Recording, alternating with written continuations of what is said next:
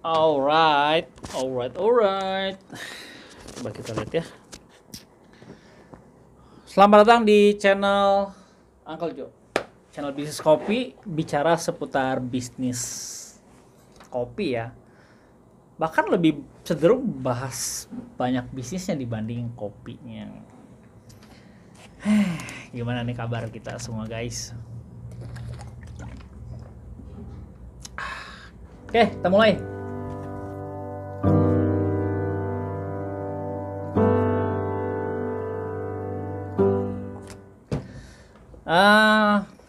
Gue mau bahas markidah ya.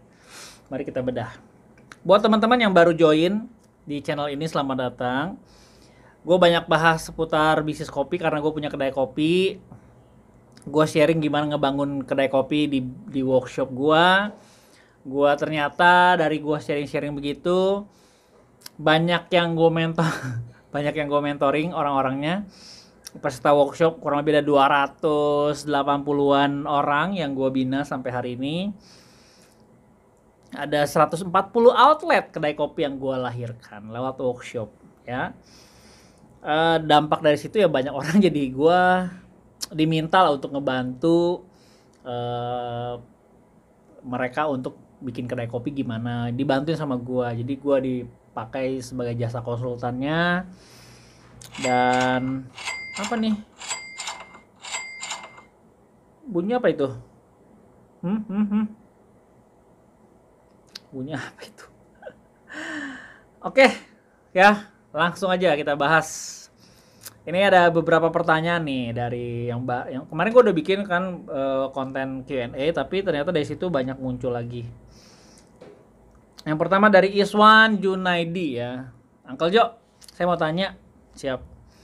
Semisal di posisi kita sebagai pemilik tempat, jadi yang punya tempat nih ya, dan ada yang mau invest buat buka kedai kopi untuk dikelola bersama pemilik tempat dan pemodal.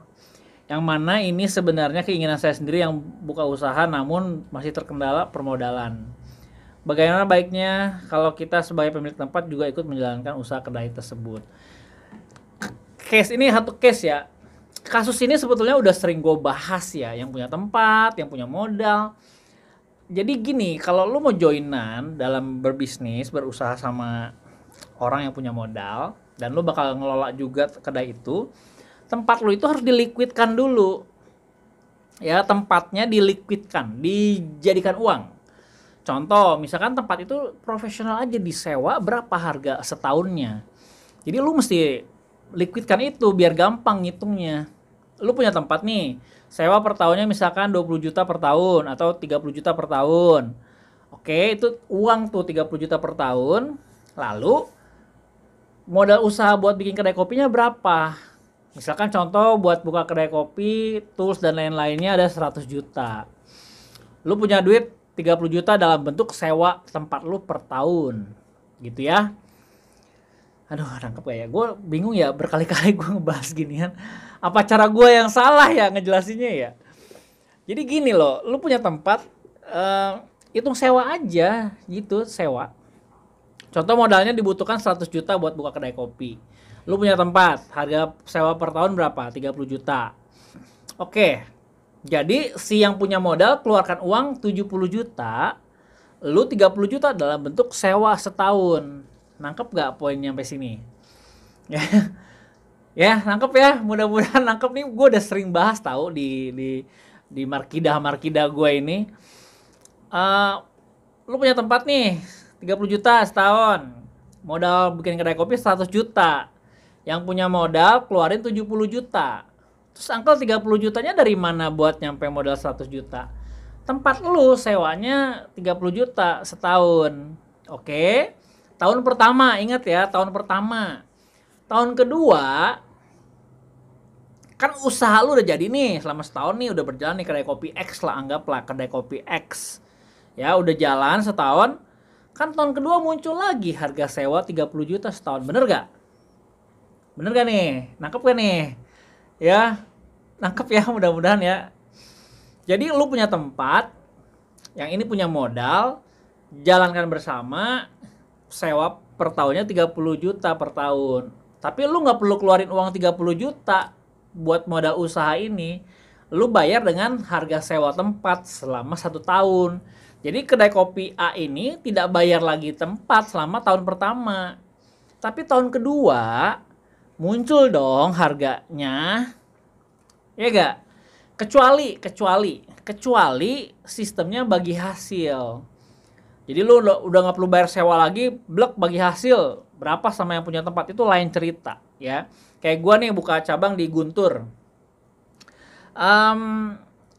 Ya yang punya tempat sama gua sepakat bahwa gua ngasih omset 10% buat dia sebagai yang punya tempat. That's it, selesai. Gak ada sewa-sewa segala macem. Karena gue udah deal sepakat sama yang punya tempat. Gue pakai tempat lu, gue kasih 10% ke lu sebagai partner bagi hasil gue yang punya tempat dia. Kalau dihitung sewa, gue mungkin gak sanggup bayarnya, gitu ya. Tapi kalau lu yang punya tempat sama si pemodal joinan, ya lu dapat aja bagi hasil. Misalkan lu dapat 20%. Jadi ada 2 skema ya. Kalau lu sewain tempat itu dianggap 30 juta, tahun pertama lu nggak perlu keluar uang 30 juta, tapi lu dapat saham 30%. Kan dari 100 juta, 30 jutanya tempat, si yang punya modal 70 juta. Gabungkan jadi 100 juta nih. Tapi uang cashnya ada berapa? Coba 70 juta, karena 30 jutanya itu dalam bentuk tempat selama 1 tahun. Nangkep ya?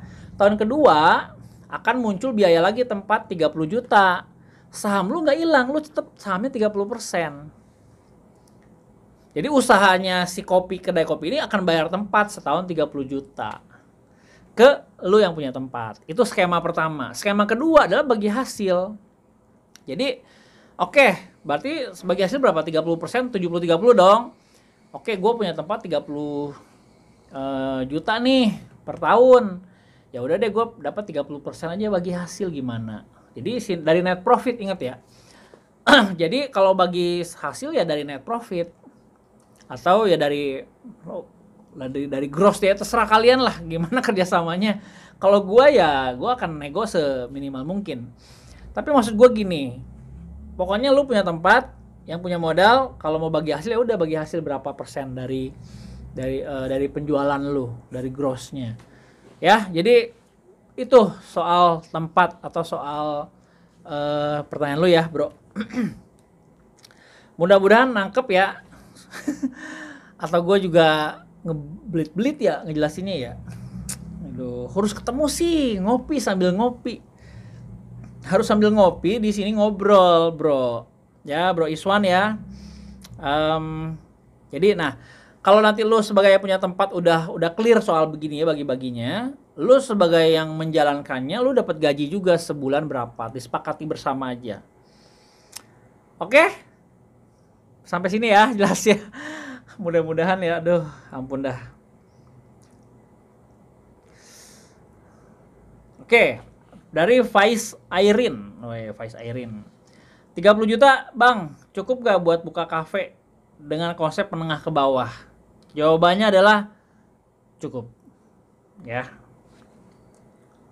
terserah lu mau gimana tuh uang 30 juta. Cukup lah pokoknya ya, harus cukup.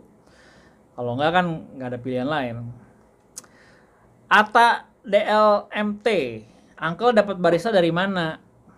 Mending pakai barista pro atau barista pemula? Gue dapat barista dari mana? Gue dari Instastory. Jadi gue bikin Instastory, ada lowongan pekerjaan, gue taruh di Instastory. Mereka pada masukin lamaran pekerjaan, lalu gue interview, jadilah karyawan gue, jadi barista gue. Pemilihnya pro atau barista pemula? Kalau gue sebagai UMKM, gue akan pilih yang pemula, yang dari nol. Kalau yang udah pro, tentu gue juga menghargai barista, kemampuan barista ya. Gue harus gajinya ya bagus, gajinya harus cukup, setuju sih yang pro ini. Nah kadang-kadang karena gue nggak sanggup buat ngegajinya, jadi gue pilih yang basicnya dari nol. Jadi gue yang latih sendiri, gue yang training tuh si barista gitu. Karena ya gue milih pemula karena ya pemula gampang dibentuknya, sesuai dengan nilai-nilai gue, sesuai dengan aturan SOP yang gue punya. Gue nggak pengen jadi owner yang nggak tahu apa-apa soal kopi. Bahkan gara-gara si baristanya lebih tahu, jadi ngatur-ngatur gua gitu. Kan barista kan punya idealisme ya, kalau dikasih tahu yang salah ya nggak bener dong jadinya. Nah jadi gua lebih milih yang baristanya dari pemula aja, sehingga gue bisa set up value yang akan gue bangun bersama-sama. Gitu guys ya. Jadi oke ya gitu ya, jawaban-jawaban yang untuk pertanyaan-pertanyaan tadi semoga menjawab, semoga bisa jadi apa ya, jadi pencerahan lah ya buat teman-teman yang mengasih pertanyaan. Oke, anyway gue nanti akan buka ada workshop ya yang volume ke-43 ini nih ya. Workshop volume 43 itu ada di tanggal 31 Oktober. Ya, itu yang offline-nya di Uncle Joe Gedong Sawah. Lalu ada juga yang online-nya 30 Oktober hari Sabtu, yaitu by Google Meet. Investasinya ini lagi promo dari 1,299 jadi 795 ya. Investasi yang cukup murah buat sebuah bisnis jutaan income-nya ya. Menurut gua terlalu murah. Bulan depan gue naikin ke 2 juta harga tiket workshopnya, dan tentu teman-teman akan mendapatkan hal yang lebih dari uang pendaftaran. Teman-teman akan mendapatkan mentoring program selama seumur hidup. Lalu di situ ada show tutorial bikin kopi kekinian. Jadi ya jangan lewatkan, karena teman-teman akan bergabung sama komunitas para owner nantinya ya, sebagai support system kalian. Juga ya gue akan support atau membantu teman-teman yang mau mulai bisnis kopi, karena bisnis ini masih panjang ya, masih panjang, long way to go. Jadi gue sangat semangat sekali dan antusias sekali soal ini. Dan setelah workshop gue di bulan Desember itu ada Geng Uncle Summit 2021 ya teman-teman. Kalau kalian merasa sebagai keponakan gue, Geng Uncle garis keras ya, kalian harus datang ke Geng Uncle Summit 2021. Gue kasih tahu bocorannya. Geng Uncle Summit itu tujuannya adalah mempertemukan antara gue pengen komunitas para owner ini yang under gue itu punya sesuatu yang bisa mengangkat pengetahuannya atau bisnisnya, scale up lah kurang lebih. Gue pengen mereka dapat inspirasi baru untuk 2022. Gue juga pengen mereka bertemu antara owner dengan para supplier. Gue akan mempertemukan ya supplier yang gue punya, gue akan temuin sama owner coffee shop ya, sehingga mereka bisa saling bersinergi. Yang kedua, gue pengen mempertemukan supplier ini untuk supplier. Kalau yang pertama kan untuk si komunitas Geng Uncle ini ya, selain buat ajang bertemu, jadi ajang reunian juga antar owner coffee shop, sehingga kalau seperti yang sudah setiap kali bertemu pasti punya inspirasi, punya semangat baru. Lalu gue juga membuka kesempatan untuk para vendor supplier untuk mempresentasikan apa yang mereka perdagangkan. Gue juga pengen momen Geng Uncle Summit 2021 mempertemukan antara owner dan barista ya. Tapi dengan catatan barista ini yang ready, bukannya ready, yang punya impian untuk punya kedai kopi. Gitu ya. Jadi gue ada ajang pertemuan itulah. Dan terakhir untuk masyarakat umum, untuk keponakan gue yang sering datang ke Uncle Joe, ada bayar suka-suka selama 2 hari di Geng Uncle Summit. Gak sabar sampai bulan Desember pas pembukaan Geng Uncle Joe Guntur, dan gue rasa kalian jangan lewatkan momen ini ya. Gitu aja sih sharing hari ini, vlog kali ini. Dan kalau ada pertanyaan atau ada yang kurang jelas bisa komen di below, kita akan bahas lebih lanjut. Sampai ketemu di vlog selanjutnya. Bye. Thank you ya yang udah nonton video ini. Jangan lupa subscribe sebagai bentuk dukungan lo terhadap channel ini.